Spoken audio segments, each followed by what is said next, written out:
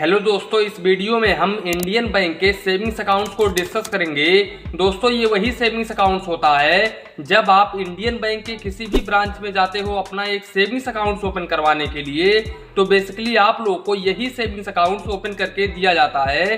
दोस्तों, इस वीडियो में हम इस सेविंग्स अकाउंट्स के सारे के सारे बेनिफिट्स, हिडन चार्जेस, इसके अलावा हम ये भी देखेंगे कि इंडियन बैंक कैसा बैंक है और इसके कर्मचारी किस तरह से आप लोगों के साथ में व्यवहार करते हैं और क्या इसमें आपको एक सेविंग्स अकाउंट ओपन करवाना चाहिए या फिर नहीं ओपन करवाना चाहिए। तो दोस्तों, वीडियो को बिल्कुल भी स्किप मत करिएगा क्योंकि ये पूरा वीडियो मैंने बहुत ही स्टडी करके बनाया है। तो चलिए इसी के साथ में वीडियो शुरू करते हैं। दोस्तों, सबसे पहले हम ये जान लेते हैं कि इंडियन बैंक में आपका पैसा सुरक्षित होता है या फिर नहीं होता है। तो दोस्तों, इंडियन बैंक DICGC से इंश्योर होता है।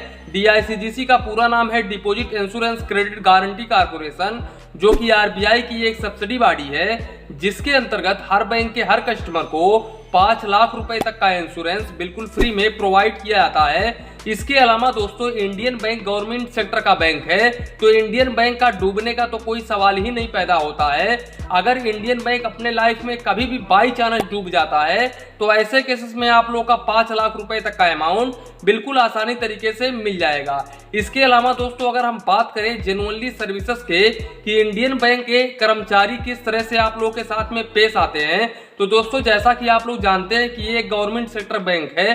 तो गवर्नमेंट सेक्टर की मैं बात करूं तो कोई भी बैंक हो, वो चाहे तो स्टेट बैंक हो, चाहे तो पंजाब नेशनल बैंक हो या फिर बैंक ऑफ बड़ौदा हो, यानी कि कोई भी बैंक हो, अगर आप गवर्नमेंट सेक्टर में अपना एक सेविंग्स अकाउंट ओपन करवाते हो और वो जो बैंक है उसका जो ब्रांच है वो किसी रूरल एरिया में, किसी गांव के क्षेत्र में होता है, तो वहां पर कर्मचारी ज्यादातर करके आप लोगों के साथ में अच्छे तरीके से पेश नहीं आएंगे। दोस्तों, ये रियलिटी है, सच्चाई है।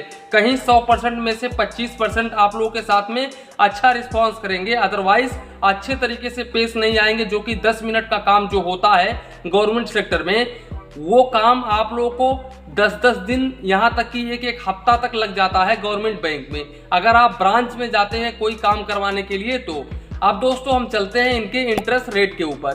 तो दोस्तों, अगर आप इंडियन बैंक में अपना एक सेविंग्स अकाउंट ओपन करवाते हैं तो यहाँ पर आप लोग को इंडियन बैंक 2.75% का रेट ऑफ इंटरेस्ट ऑफर करता है। इसके अलावा अगर आप 1 ईयर का FD ओपन करवाते हैं तो यहाँ पर आप लोग को इंडियन बैंक 6.10% का rate of interest per annum offer करता है। और अगर आप सीनियर सिटीजन के कैटेगरी में आते हैं तब यहाँ पर आप लोग को 6.60% पर एनम का रेट ऑफ इंटरेस्ट ऑफर करता है।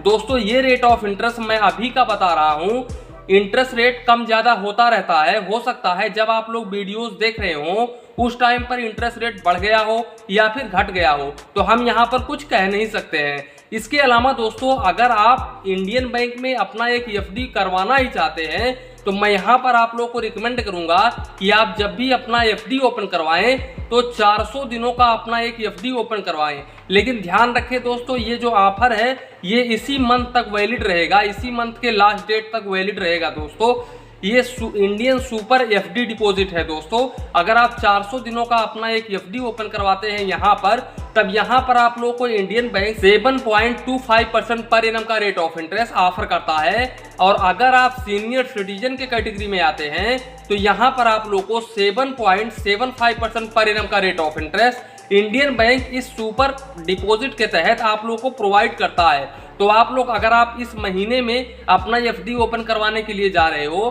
तो आप यही FD चूज करें। अब इसके अलावा दोस्तों, अगर हम मिनिमम बैलेंस की बात करें तो अगर आप इंडियन बैंक में अपना एक सेविंग्स अकाउंट ओपन करवाते हो और चेकबुक लेते हो तो ऐसे केसेस में आप लोग को रूरल और सेमी अर्बन में 1000 रुपीज मेंटेन करना होता है।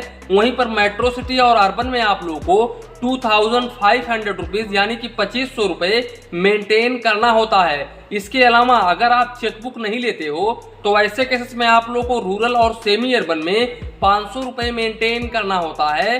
वहीं पर मेट्रो सिटी और अर्बन में 1000 रुपीज मेंटेन करना होता है। और अगर आप इस बैलेंस को मेंटेन नहीं करते हो, यानी कि आप कुछ भी मेंटेन नहीं करते हो, तो ऐसे केसेस में आप लोग को 100 रुपए plus GST per month charges देना होता है। दोस्तों, तो आप जब भी इंडियन बैंक में अपना एक सेविंग्स अकाउंट ओपन करवाएं तो आप अपना बैलेंस जरूर मेंटेन रखें ताकि आप लोग का चार्जेस ना कटे। इसके अलावा दोस्तों इंडियन बैंक आप लोगों को 20 पेज का चेकबुक पर फाइनेंशियल ईयर बिल्कुल फ्री में ऑफर करता है।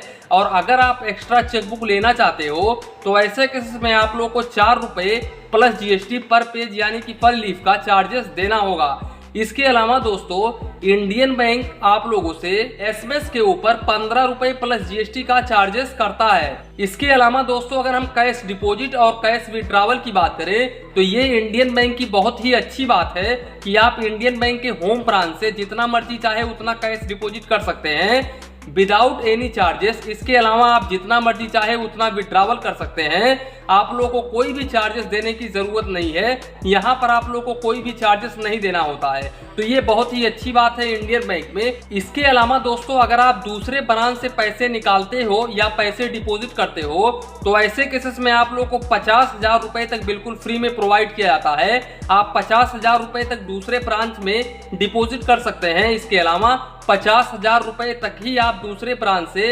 विड्रॉवल कर सकते हैं। अगर आप इसके ऊपर करते हैं तो ऐसे केसेस में आप लोगों को डिपॉजिट के ऊपर यानी कि 50,000 रुपए से ज्यादा का आप डिपॉजिट करते हो तो ऐसे केसेस में आप लोगों को पर 1000 के ऊपर 1 रुपीज प्लस जीएसटी चार्जेस देना होगा। इसके अलावा दोस्तों अगर आप 50,000 रुपए से ज्यादा का विड्रॉवल करते हो दूसरे ब्रांच से तो ऐसे केसेस में आप लोगों को पर 1000 के ऊपर 2 रुपए प्लस जीएसटी चार्जेस देना होगा और मिनिमम आप लोगों को 25 रुपए प्लस जीएसटी चार्जेस देना होगा, तो इस बात का आप ध्यान रखें। इसके अलावा दोस्तों अगर हम आईएमपीएस की बात करें तो यहाँ पर अगर आप 1001 रुपए से लेकर के 10,000 रुपए तक का आईएमपीएस करते हैं तो ऐसे केसेस में आप लोगों को 2 रुपए 50 पैसे प्लस जीएसटी चार्जेस देना होता है।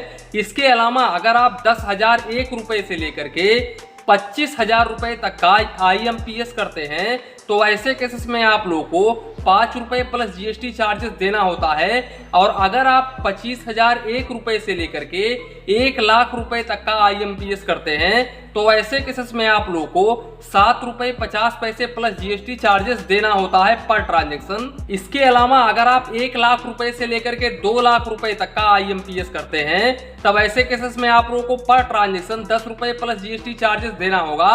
और अगर आप 2 लाख रुपए से ज्यादा का आईएमपीएस करते हैं तो ऐसे केसेस में आप लोगों को 15 रुपए पर ट्रांजेक्शन चार्जेस देना होगा यहाँ पर। इसके अलावा दोस्तों अगर आप आरटीजीएस करते हैं 2 लाख रुपए से लेकर के 5 लाख रुपए तक का तब ऐसे केसेस में आप लोगों को 24 रुपए 50 पैसे plus GST per transaction charges देना होता है। और अगर आप 5 लाख रुपए से ज्यादा का आरटीजीएस करते हैं तब ऐसे केसेस में आप लोग को 49 रुपए 50 पैसे plus GST per transaction charges देना होता है। इसके अलावा दोस्तों अगर आप एनईएफटी करते हैं 0.10 लाख तक का तो ऐसे केसेस में आप लोगों को 2 रुपए 25 पैसे plus GST per transaction charges देना होगा। इसके साथ साथ दोस्तों अगर आप 0.10 लाख टू 1 लाख रुपए तक का एनईएफटी करते हैं तब ऐसे केसेस में आप लोगों को 4 रुपए 75 पैसे चार्जेस देना होता है। और अगर आप 1 लाख रुपए से लेकर के 2 लाख रुपए तक का एनईएफटी करते हैं तब ऐसे केसेस में आप लोग को 14 रुपए 75 पैसे plus GST per transaction charges देना होता है। इसके अलावा दोस्तों अगर आप 2 लाख रुपए से ज्यादा का एनईएफटी करते हैं तब ऐसे केसेस में आप लोगों को 24 रुपए 75 पैसे पर ट्रांजेक्शन चार्जेस देना होता है प्लस जीएसटी। इसके अलावा दोस्तों इंडियन बैंक आप लोगों को सेविंग्स अकाउंट्स के ऊपर रुपए डेबिट कार्ड ऑफर करता है, जिसकी अगर हम एनुअल फीस की बात करें तो यहाँ पर आप लोग को 200 रुपए प्लस जीएसटी चार्जेस देना होता है, जो कि हर साल आपके अकाउंट से काट लिया जाता है। इसके अलावा दोस्तों अगर हम इस एटीएम कार्ड के लिमिट को डिस्कस करूं तो आप इस एटीएम कार्ड से 25,000 रुपए पर डे निकाल सकते हैं और 50,000 रुपए तक आप ऑनलाइन ट्रांजेक्शन यानी कि पीओएस ट्रांजेक्शन कर सकते हैं। बात करें काउंट ऑफ ट्रांजेक्शन की तो यहाँ पर आप इंडियन बैंक के ओन एटीएम से आप मंथली 5 बार पैसे निकाल सकते हैं। इसके अलावा दूसरे बैंक के एटीएम से भी आप मंथली 5 बार पैसे निकाल सकते हैं और मेट्रो सिटी से आप 3 बार पैसे निकाल सकते हैं फाइनेंशियल और नॉन फाइनेंशियल में। इसके अलावा अगर आप इंडियन बैंक के एटीएम से पैसे निकालते हैं और लिमिट को क्रॉस कर देते हैं यानी कि 5 बार आपको निकालना है, आप 6 बार 7 बार निकाल लेते हैं, तब ऐसे केसेस में आप लोगों को फाइनेंशियल में 15 रुपए प्लस जीएसटी और नॉन फाइनेंशियल में 6 रुपए plus GST per transaction charges देना होता है। इसके अलावा अगर आप दूसरे बैंक के एटीएम से पैसे निकालते हैं और इस काउंट ऑफ ट्रांजेक्शन को क्रॉस कर देते हैं, यानी कि 5 बार से 6 बार 7 बार आप निकाल लेते हैं, तब ऐसे केसेस में आप लोगों को फाइनेंशियल में 21 rupees plus GST per transaction charges देना होता है और नॉन फाइनेंशियल में 10 रुपए plus GST per transaction charges देना होता है। इसके अलावा दोस्तों अगर हम एलिजिबिलिटी क्राइटेरिया की बात करें तो यहाँ पर आप 10 ईयर से अपना एक सेविंग्स अकाउंट ओपन करवा सकते हैं। हालांकि जब आप 10 ईयर से अपना सेविंग्स अकाउंट ओपन करवाते हैं तो वो अकाउंट पूरी तरह से माइनर के कैटेगरी में होता है और उस अकाउंट्स को गार्जियन यानी कि पेरेंट्स मेंटेन करते हैं।